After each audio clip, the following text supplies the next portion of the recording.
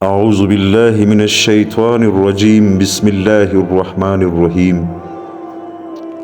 پیارے دوستو، آج کا واقعہ خلافت کے بارے میں ہے، یعنی صحابہ کرام خلافت کے بارے میں ایک دوسرے سے کیسے مشورہ کرتے تھے اور خلافت کا بوجھ ان کے لیے کتنا سخت تھا، جو کہ صحابہ میں سے کوئی بھی خلافت کرنے کے لیے تیار نہ ہوتا تھا، کیونکہ خلافت بہت بڑا بوجھ ہے خلیفہ پر۔ یہ سب جاننے کے لیے اس واقعے کو پورا دیکھنا ہوگا کہ حضرت ابو بکر صدیق رضی اللہ تعالیٰ عنہ نے اپنی بیماری کے زمانے میں لوگوں کو کیسے جمع کیا اور لوگوں سے کیا فرمایا کہ کون خلیفہ بنے گا اور خلیفہ بننے کے لیے کون تیار ہوا۔ تو چلتے ہیں دوستو اپنے واقعے کی طرف۔ حضرت عاصم رحمۃ اللہ علیہ کہتے ہیں، حضرت ابو بکر صدیق رضی اللہ تعالیٰ عنہ نے اپنی بیماری میں لوگوں کو جمع کیا، پھر ایک آدمی کو حکم دیا جو آپ کو اٹھا کر منبر پر لے گیا۔ چنانچہ یہ آپ کا آخری بیان تھا۔ آپ نے اللہ تعالیٰ کی حمد و ثنا کے بعد فرمایا، اے لوگو، دنیا سے بچ کر رہو اور اس پر بھروسہ نہ کرو، یہ بہت دھوکے باز ہے، اور آخرت کو دنیا پر ترجیح دو اور اس سے محبت کرو، کیونکہ ان دونوں میں سے کسی ایک سے محبت کرنے سے ہی دوسرے سے بغض پیدا ہوتا ہے، اور ہمارے تمام معاملات امر خلافت کے تابع ہے۔ اس امر خلافت کے آخری حصے کی اصلاح اسی طریقے سے ہوگی جس طریقے سے اس کی ابتدائی حصے کی ہوئی تھی۔ اس امر خلافت کا بوجھ وہی اٹھا سکتا ہے جو تم میں زیادہ طاقت والا ہو اور اپنی نفس پر سب سے زیادہ قابو پانے والا ہو، سختی کے موقع پر خوب سخت اور نرمی کے موقع پر خوب نرم ہو، اور شورا والے اہل رائے کی رائے کو خوب جانتا ہو، لا یعنی میں مشغول نہ ہوتا ہو، جو بات ابھی پیش نہ آئی ہو اس کی وجہ سے غمگین و پریشان نہ ہو، علم سیکھنے سے شرماتا نہ ہو، اچانک پیش آ جانے والے کام سے گھبراتا نہ ہو، مال کے سنبھالنے میں خوب مضبوط ہو، اور غصے میں آ کر کمی زیادتی کر کے مال میں خیانت بالکل نہ کرے، اور آئندہ پیش آنے والے امور کے لیے تیاری رکھے، اور احتیاط اور چوکنا پن اور اطاعت خداوندی سے ہر وقت آراستہ ہو، اور ان تمام صفات کے حامل حضرت عمر بن خطاب ہے۔ یہ بیان فرما کر حضرت ابو بکر صدیق رضی اللہ تعالیٰ عنہ منبر سے نیچے تشریف لے آئے۔ حضرت ابن عباس رضی اللہ تعالیٰ عنہما فرماتے ہیں، میں نے حضرت عمر رضی اللہ تعالیٰ عنہ کی ایسی خدمت کی کہ ان کے گھر والوں میں کوئی بھی ویسے نہ کر سکا، اور میں نے ان کے ساتھ شفقت کا ایسا معاملہ کیا کہ ان کے گھر والوں میں سے کوئی بھی ویسا نہ کر سکا۔ ایک دن میں ان کے گھر میں ان کے ساتھ تنہائی میں بیٹھا ہوا تھا، اور وہ مجھے اپنے پاس بٹھایا کرتے تھے اور میرا بہت اکرام فرمایا کرتے تھے۔ اتنے میں انہوں نے اتنے زور سے آہ بھری کہ مجھے خیال ہوا کہ اس سے ان کی جان نکل جائے گی۔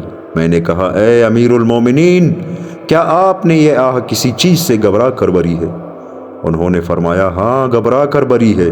میں نے پوچھا، وہ کیا چیز ہے؟ انہوں نے فرمایا، ذرا نزدیک آؤ۔ چنانچہ میں ان کے بالکل قریب ہو گیا تو فرمایا، میں کسی کو اس امر خلافت کا اہل نہیں پا رہا ہوں۔ میں نے کہا، فلاں اور فلاں، فلاں اور فلاں، فلاں اور فلاں کے بارے میں آپ کا کیا خیال ہے؟ اور حضرت ابن عباس نے ان کے سامنے 6 اہل شورا کے نام گنائے۔ جواب میں حضرت عمر نے ان 6 میں سے ہر ایک کے بارے میں کچھ نہ کچھ بات فرمائی۔ پھر فرمایا، اس امر خلافت کی صلاحیت صرف وہی آدمی رکھتا ہے جو مضبوط ہو لیکن سخت اور درست نہ ہو، نرم ہو لیکن کمزور نہ ہو، سخی ہو لیکن فضول خرچ نہ ہو، احتیاط سے خرچ کرنے والا ہو لیکن کنجوس نہ ہو۔ حضرت ابن عباس رضی اللہ تعالیٰ عنہما فرماتے ہیں کہ ایک دن میں حضرت عمر بن خطاب رضی اللہ تعالیٰ عنہ کے پاس بیٹھا ہوا تھا کہ اتنے میں انہوں نے اتنے زور سے سانس لیا کہ میں سمجھا کہ ان کی پسلیاں ٹوٹ گئی۔ میں نے کہا اے امیر المومنین، آپ نے کسی بڑی پریشانی کی وجہ سے اتنا لمبا سانس لیا ہے؟ انہوں نے کہا ہاں، کسی بڑی پریشانی کی وجہ سے لیا ہے، اور وہ یہ ہے کہ مجھے سمجھ نہیں آ رہا کہ میں اپنے بعد یہ امر خلافت کس کے سپرد کر دوں۔ پھر میری طرف متوجہ ہو کر فرمایا شاید تم اپنے ساتھی حضرت علی کو اس امر خلافت کا اہل سمجھتے ہو۔ میں نے کہا جی ہاں، بے شک وہ اس امر خلافت کے اہل ہے، کیونکہ وہ شروع میں مسلمان ہوئے تھے اور بڑے فضل و کمال والے ہیں۔ انہوں نے فرمایا بے شک وہ ایسے ہی ہیں جیسے تم نے کہا، لیکن وہ ایسے آدمی ہے کہ ان کے دل لگی اور مذاق کی عادت ہے۔ پھر ان کا تذکرہ کرتے ہوئے اور پھر فرمایا اس امر خلافت کی صلاحیت صرف وہ آدمی رکھتا ہے جو مضبوط ہو لیکن درست نہ ہو، اور نرم ہو لیکن کمزور نہ ہو، اور سخی ہو لیکن فضول خرچ نہ ہو، اور احتیاط سے خرچ کرنے والا ہو لیکن کنجوس نہ ہو۔ حضرت ابن عباس رضی اللہ تعالیٰ عنہما فرمایا کرتے تھے کہ یہ تمام صفات تو صرف حضرت عمر رضی اللہ تعالیٰ عنہ ہی میں پائی جاتی تھی۔ حضرت ابن عباس رضی اللہ تعالیٰ عنہما فرماتے ہیں کہ میں حضرت عمر رضی اللہ تعالیٰ عنہ کی خدمت کیا کرتا تھا، ان سے ڈرا بھی بہت کرتا تھا اور ان کی تعظیم بھی بہت کیا کرتا تھا۔ میں ایک دن ان کی خدمت میں ان کی گھر حاضر ہوا، وہ اکیلے بیٹھے ہوئے تھے۔ انہوں نے اتنے زور سے سانس لیا کہ میں سمجھا کہ ان کی جان نکل گئی۔ پھر انہوں نے آسمان کی طرف سر اٹھا کر بہت لمبا سانس لیا۔ میں نے ہمت سے کام لیا اور کہا میں ان سے اس بارے میں ضرور پوچھوں گا۔ چنانچہ میں نے کہا اے امیر المومنین، آپ نے کسی بڑے پریشانی کی وجہ سے اتنا سا لمبا سانس لیا ہے؟ انہوں نے کہا ہاں، اللہ کی قسم مجھے سخت پریشانی ہے، اور وہ یہ ہے کہ مجھے کوئی بھی اس امر خلافت کا اہل نہیں مل رہا۔ پھر فرمایا شاید تم یوں کہتے ہوگے کہ تمہارے ساتھی یعنی حضرت علی اس امر خلافت کے اہل ہے۔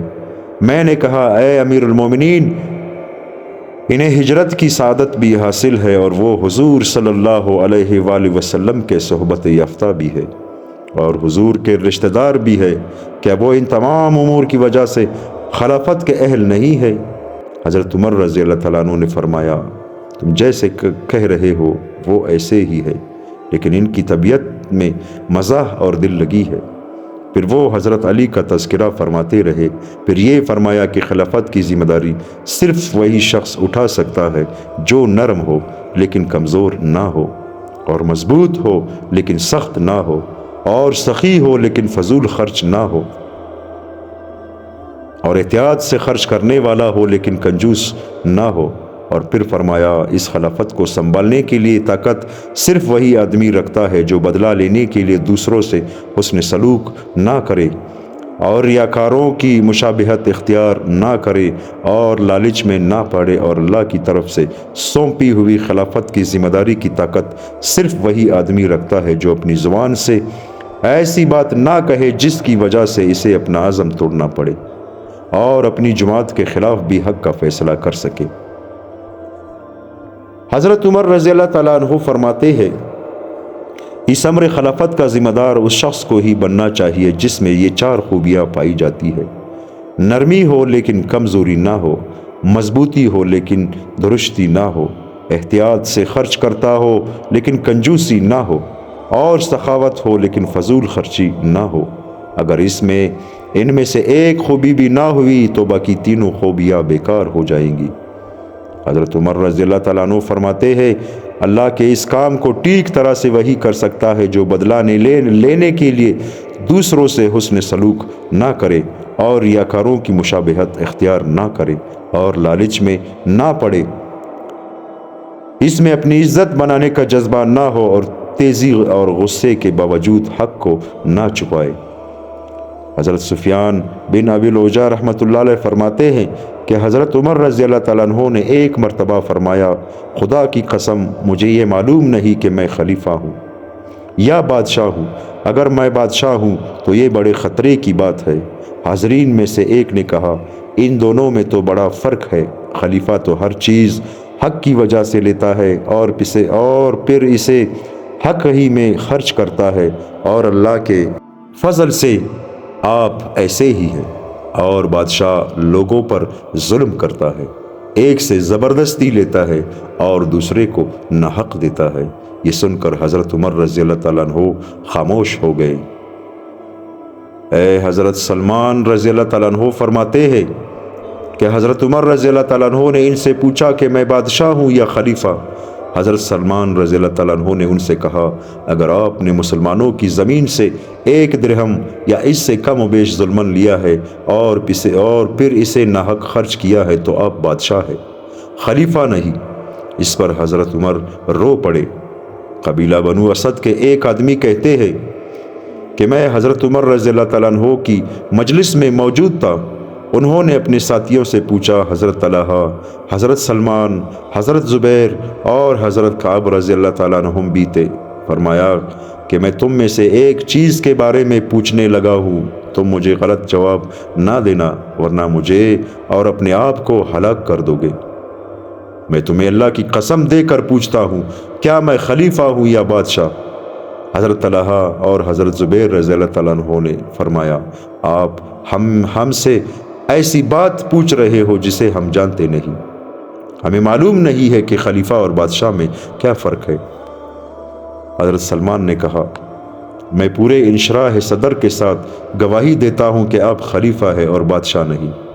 حضرت عمر نے فرمایا، اگر تم یہ بات کہہ رہے ہو تو تمہیں ایسے فیصلہ کن انداز میں یہ بات کہنے کا حق ہے، کیونکہ حضور صلی اللہ علیہ وآلہ وسلم کی خدمت میں حاضر ہو کر ان کی مجلس میں بیٹھا کرتا تھا۔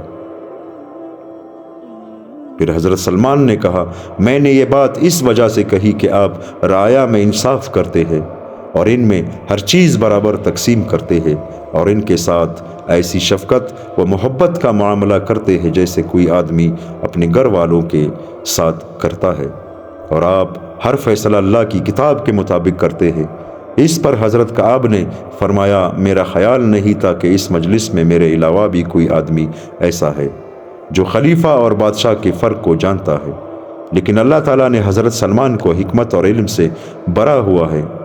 پھر حضرت کعب نے فرمایا، میں اس بات کی گواہی دیتا ہوں کہ آپ خلیفہ ہیں اور بادشاہ نہیں۔ حضرت عمر نے پھر فرمایا، آپ یہ گواہی کس بنیاد پر دے رہے ہیں؟ حضرت کعب نے کہا، میں آپ کا ذکر اللہ کی کتاب یعنی تورات میں پاتا ہوں۔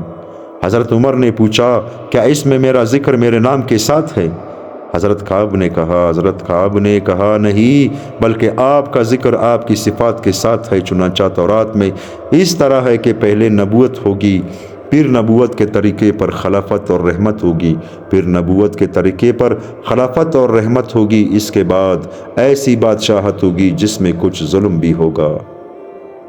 سبحان اللہ و بحمدہ، سبحان اللہ العظیم۔ دوستو، اللہ تعالی ہم سب کو عمل کرنے کی توفیق عطا فرمائے۔ حضرت عمر رضی اللہ تعالیٰ عنہ کا ایک واقعہ آپ کے سامنے آپ کے ساتھ بیان ہوا۔ حضرت عمر رضی اللہ تعالیٰ عنہ کی خلافت کا کہ حضرت عمر رضی اللہ تعالیٰ عنہ کس طرح خلیفہ تھے، جو اپنے بارے میں صحابہ کرام سے پوچھا کرتے تھے کہ میں خلیفہ ہوں یا بادشاہ ہوں، تو صحابہ کرام نے کہا کہ آپ خلیفہ ہے، بادشاہ نہیں، کیونکہ بادشاہ ظلم زیادہ کرتا ہے اور حق اتنا نہیں کرتا ہے۔ آپ خلیفہ ہے، آپ نے ہمیشہ حق کے فیصلے کیے ہیں عوام کے ساتھ۔ دوستو، اللہ تعالی ہم سب کو عمل کرنے کی توفیق عطا فرمائے، آمین ثم آمین۔